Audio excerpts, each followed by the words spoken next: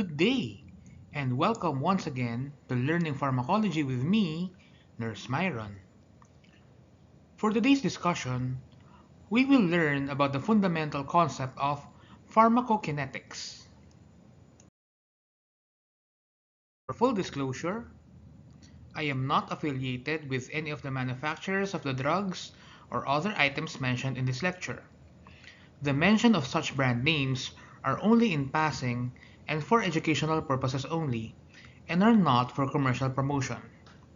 I have no actual or potential conflict of interest in relation to this presentation.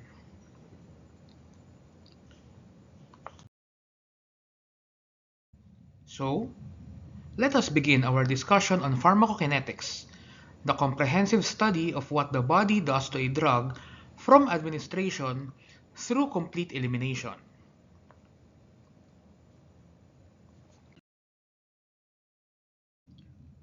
Pharmacokinetics is the study of how the body interacts with the drug. Medical professionals use pharmacokinetics to determine safe and effective dosages. By understanding how a patient processes a medication, nurses can optimize a drug's therapeutic benefit while minimizing the risk of adverse side effects or toxicity. It forms the foundational knowledge for safe and evidence-based nursing practice, enabling us nurses to time medications precisely.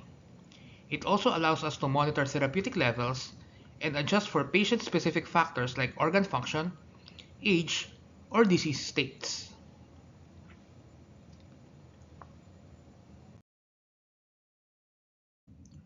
Unlike pharmacodynamics, which we will cover later in our series Learning Pharmacology with me, Nurse Myron, pharmacokinetics examines the four core processes summarized by the mnemonic ADME.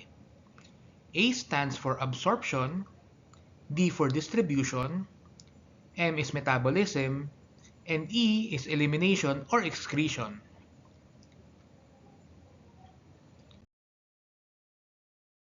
So we begin with absorption.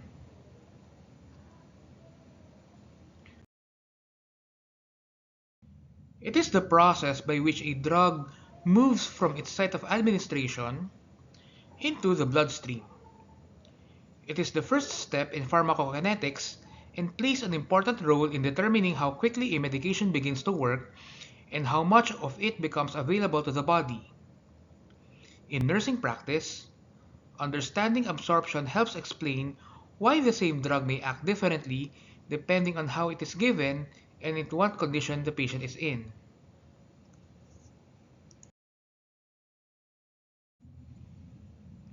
In normal physiology, absorption occurs when the drug crosses biological membranes and enters the circulation. Oral medications must first dissolve in gastrointestinal fluid before they can be absorbed. Most oral drugs are absorbed in the small intestine, where the surface area is large and blood flow is rich. This is why the small intestine is the main site of absorption for many oral medications.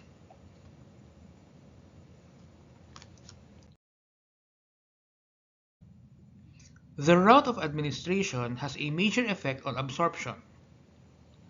Intravenous administration does not require absorption because the drug enters the bloodstream directly. This produces immediate availability. Intramuscular and subcutaneous medications must first pass through tissue before reaching the circulation, so their absorption is slower and depends on blood flow in that area.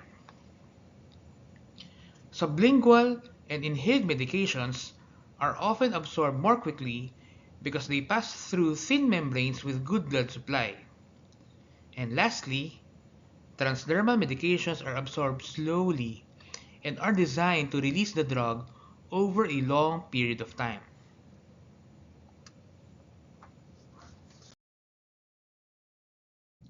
Absorption is influenced by several factors.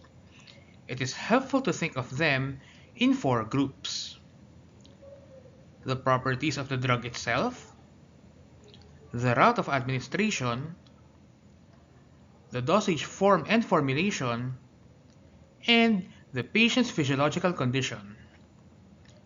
These factors work together to determine how quickly and how completely a drug enters the bloodstream.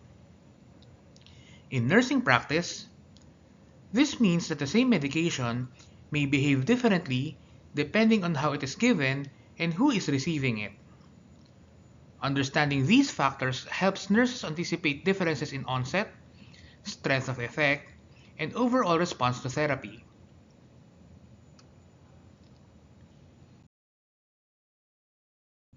The first factor is the nature of the drug itself. Drugs that are more lipid-soluble usually cross cell membranes more easily than drugs that are highly water-soluble. Smaller molecules also move across membranes faster than larger ones. In addition, only the non-ionized or uncharged form of the drug can pass through membranes effectively. A drug must also dissolve in body fluids before it can be absorbed. Because pH affects ionization, some drugs are absorbed better in certain environments than in others. For nurses, these properties help explain why some medications begin working quickly while others absorb more slowly.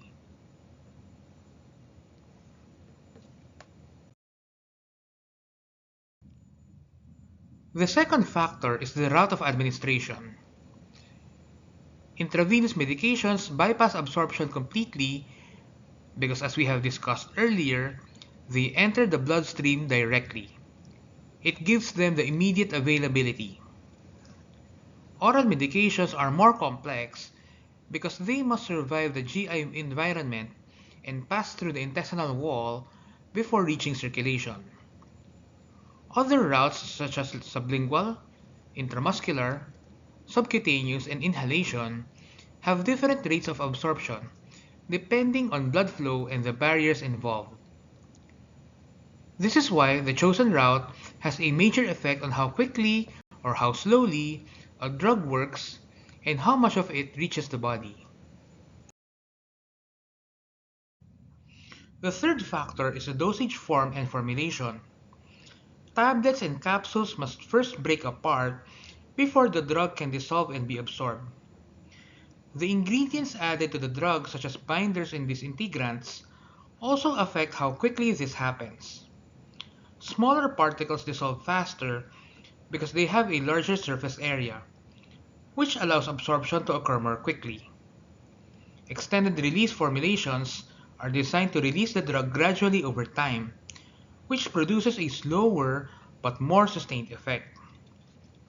For nurses, it is important to know whether a medication is immediate release or extended release so that it is given and monitored correctly. The fourth factor is the patient's physiological condition. Blood flow affects absorption because well-perfused areas, such as the small intestines, lungs, and muscle, absorb drugs more efficiently than poorly perfused tissues.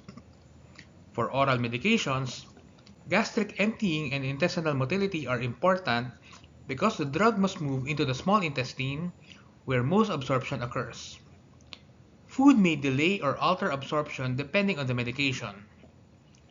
First-pass metabolism is also important because some orally administered drugs are partly broken down in the liver before reaching the rest of the body. Conditions such as nausea, vomiting, delayed gastric emptying, and reduced gut motility can further interfere with absorption and should always be considered during assessment.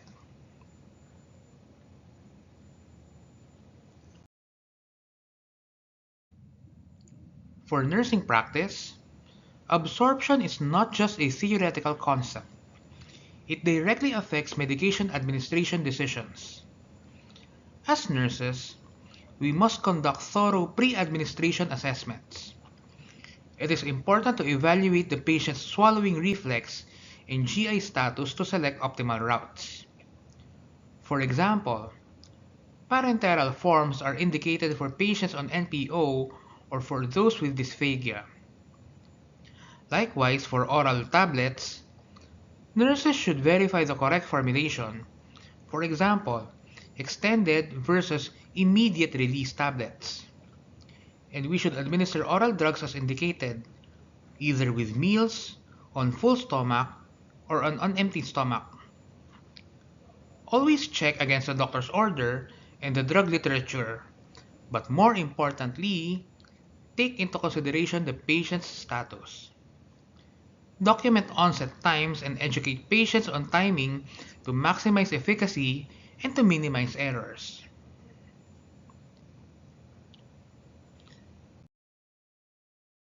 Now we move to distribution.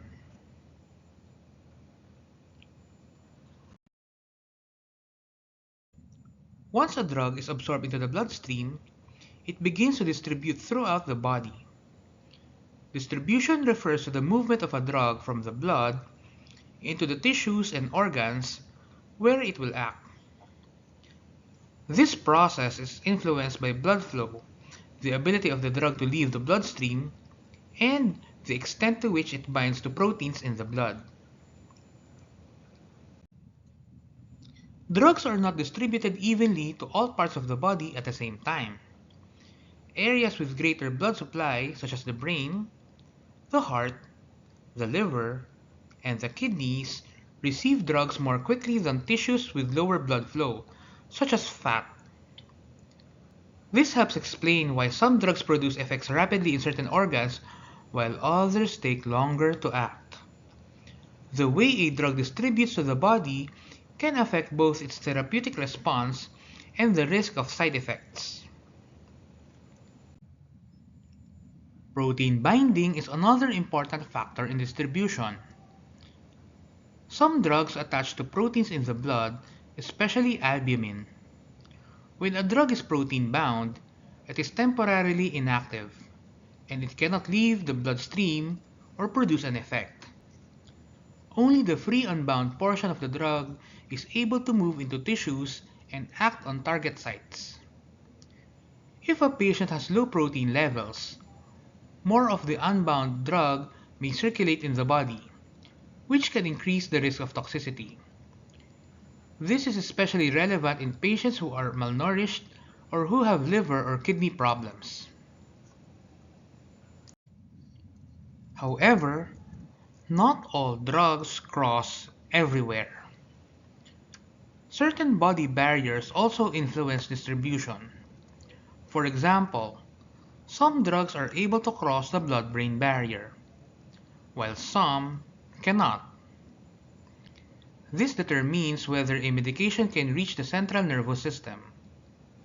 In the same way, some drugs can cross the placenta, which is important to consider during pregnancy. For nurses, these barriers matter because they help explain why a drug may work in one part of the body but not in another, and why some medications require closer monitoring for unwanted effects. In nursing practice, distribution helps us understand why patient conditions matter so much. A drug may act differently in an older patient, or a patient with edema, or someone with poor nutrition, because these conditions can change blood flow, protein levels, and tissue movement. That is why nursing assessment is important before and during drug therapy. Nurses should observe the patient's response carefully, monitoring for expected and unwanted effects, and to report any changes that may suggest altered drug distribution.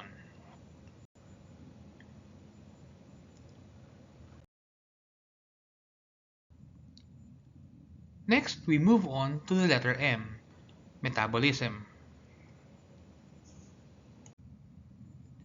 After a drug has been distributed to the tissues, the body begins to metabolize it. Metabolism is the process of changing a drug into a form that is usually easier for the body to remove. This process occurs mainly in the liver, which contains enzymes that break down many medications. In some cases, metabolism makes a drug less active. In other cases, it changes the drug into a form that can be excreted more easily. Metabolism is important because it affects how long a drug stays in the body and how strongly it works. Some drugs are broken down quickly, while others remain active for a longer period of time. This helps explain why the same medication may have different effects in different patients. Factors such as liver function, age, nutrition, and other medications can all affect how fast metabolism occurs. In patients with liver disease, metabolism may be slowed down. This means the drug may stay in the body longer and may produce stronger effects or more side effects. Older adults may also metabolize drugs more slowly because liver function can decline with age.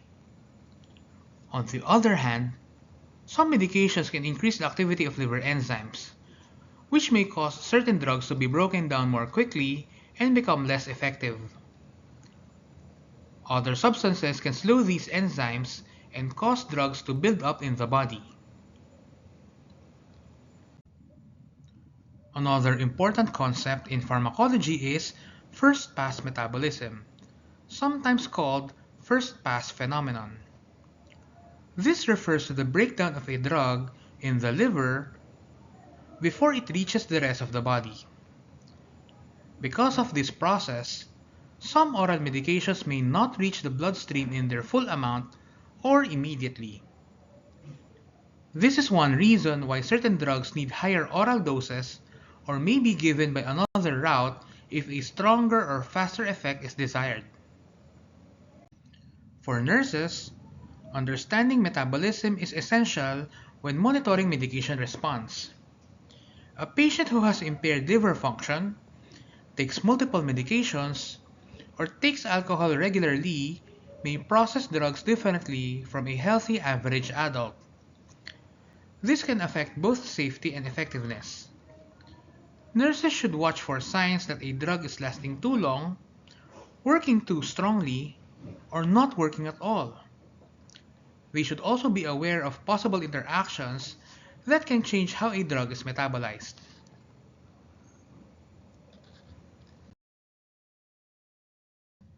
Now we move to excretion or elimination. After a drug has been metabolized, or sometimes even in its original form, the body must remove it. This process is called elimination or excretion. The kidneys are the main organs responsible for this, and they remove many drugs and drug metabolites through urine. Because of this, kidney function has a major effect on how long a drug stays in the body and whether it may build up to unsafe levels. Excretion depends on how well the kidneys filter the blood and how much urine the patient produces. When kidney function is normal, drugs are cleared at an appropriate rate. However, when kidney function is reduced, drug elimination becomes slower. This can lead to prolonged drug action, higher blood levels, and an increased risk of side effects or toxicity. For this reason, many medications must be used more carefully in patients with kidney disease, dehydration, or reduced urine output. However, not all drugs are removed through the kidneys. Some are excreted through bile, feces, sweat, saliva, or even through breast milk. Although these routes are usually less significant than urinary excretion, still, they are important in certain situations. For example, a drug that is eliminated in breast milk may affect a breastfeeding infant, while drugs excreted in the bile may remain in the body longer if bile flow is reduced. For nurses, monitoring elimination is a key part of safe medication administration. It is important to observe urine output, review kidney function tests when indicated, and watch for signs that a drug may be staying in the body for too long. These signs can include confusion, weakness, drowsiness, changes in hearing, or other medication-specific effects. Nurses should know when a medication dose may need to be adjusted based on kidney function. Understanding excretion helps nurses connect laboratory values, patient condition, and medication safety. It is important to balance drug dose with clearance to ensure that drugs are effective and safe. A drug that is normally safe in a healthy adult may become harmful if the kidneys are not working well. This is why assessment, monitoring, and timely reporting are essential parts of nursing care during pharmacotherapy.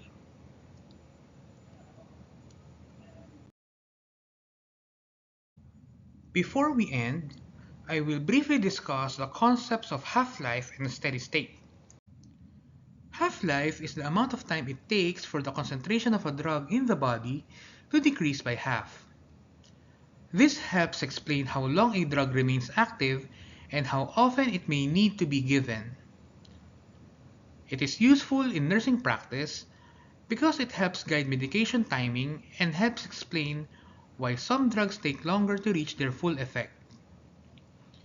Drugs with a short half-life leave the body more quickly and may need more frequent dosing, while drugs with a longer half-life remain in the body longer and may produce effects for a more extended period. It also helps the nurse to understand why certain medications may continue to cause side effects even after the dose has been reduced or completely stopped. On the other hand, steady state is another related concept. This refers to the point when the amount of drug entering the body is equal to the amount leaving it, so the drug level in the blood becomes stable. Steady state is important because many medications do not produce their full effect right away. Instead, they need time to build up in the body before reaching a consistent therapeutic level.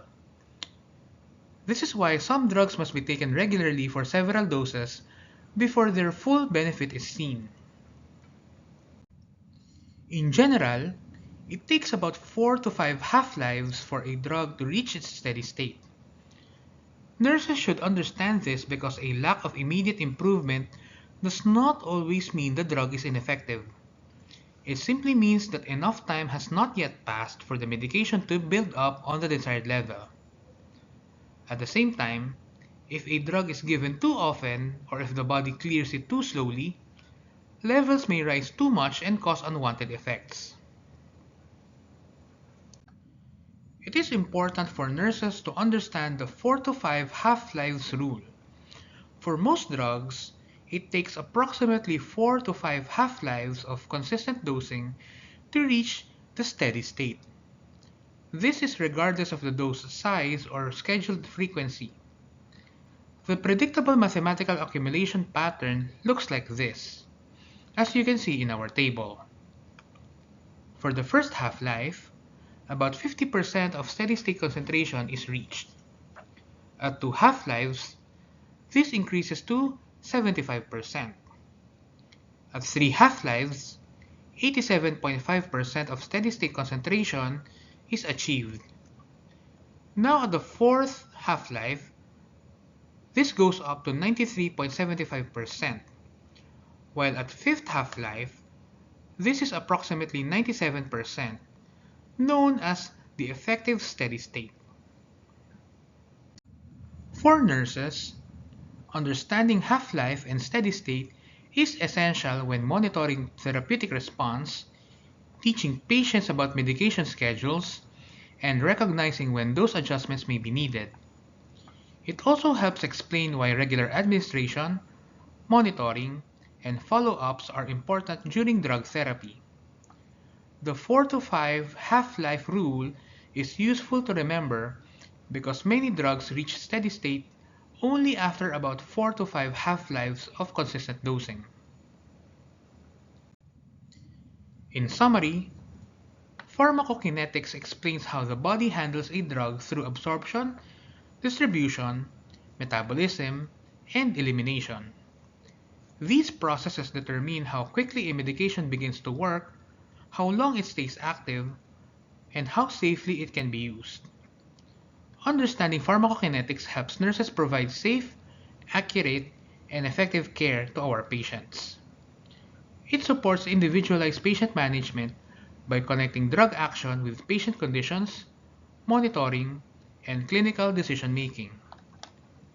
I hope that you learned a lot in our lesson today in Learning Pharmacology with me, Nurse Myron. Thank you for watching, and I hope you will continue enjoying learning.